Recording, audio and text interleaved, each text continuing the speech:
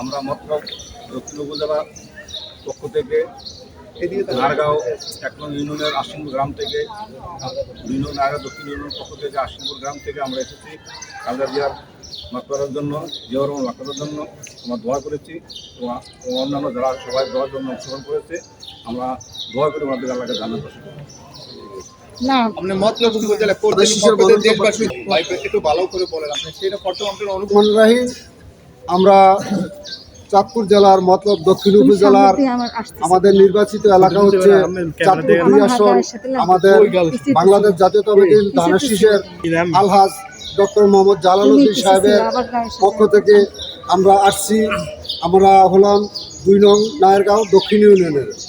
আমরা দেশনেত্রী বেগম খালেদা জিয়া সাবেক প্রধানমন্ত্রী, ওনার বিদায়ী আত্মার মাগফিরাত কামনার জন্য ওনার মাজার জিয়ারত করলাম। আমাদের প্রত্যেক নেতাকর্মী সাথে ছিলেন, তাদেরকে নিয়ে আমরা ওনার রুহের আত্মার মাগফিরাত কামনা করলাম।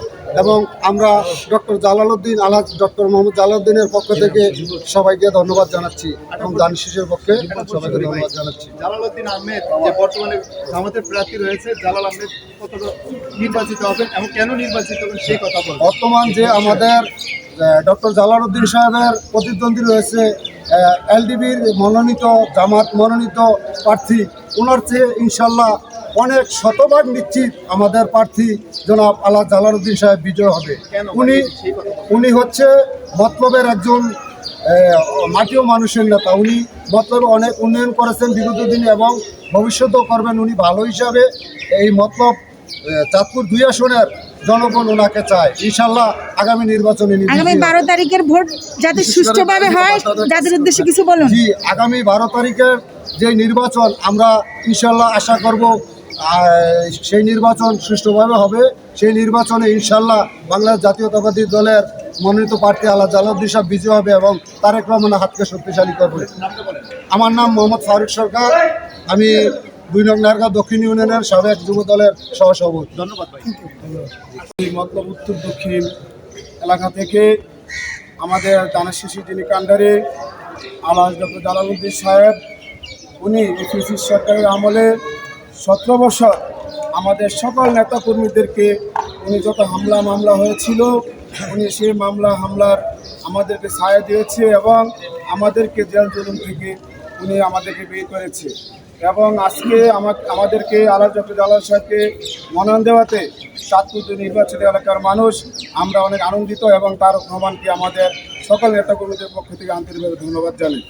পাশাপাশি আজকে আমরা এখানে এসেছি আমাদের নেত্রী মরহুমা দেশনেত্রী খালেদা জিয়া উনি মৃত্যুবরণ করেছেন। আমরা তার রুহের মাগফিরাত কামনা করার জন্য এখানে এসেছি এবং আমাদের শহীদ প্রেসিডেন্ট জিয়াউর রহমানের রুহের মাগফিরাত কামনা করতে এসেছি এবং আল্লাহর কাছে দোয়া চেতে এসেছি।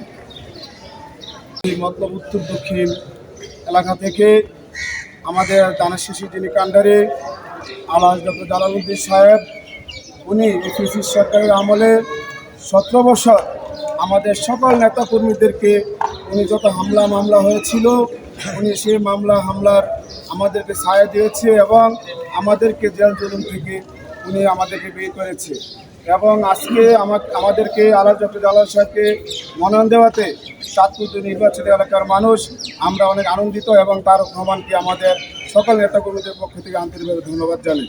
পাশাপাশি আজকে আমরা এখানে এসেছি আমাদের নেত্রী মরহুমা দেশনেত্রী খালেদা জিয়া উনি মৃত্যুবরণ করেছেন। আমরা তার রুহের মাগফিরাত কামনা করার জন্য এখানে এসেছি এবং আমাদের শহীদ প্রেসিডেন্ট জিয়াউর রহমানের রুহের মাগফিরাত কামনা করতে এসেছি এবং আল্লাহর কাছে দোয়া চেতে এসেছি।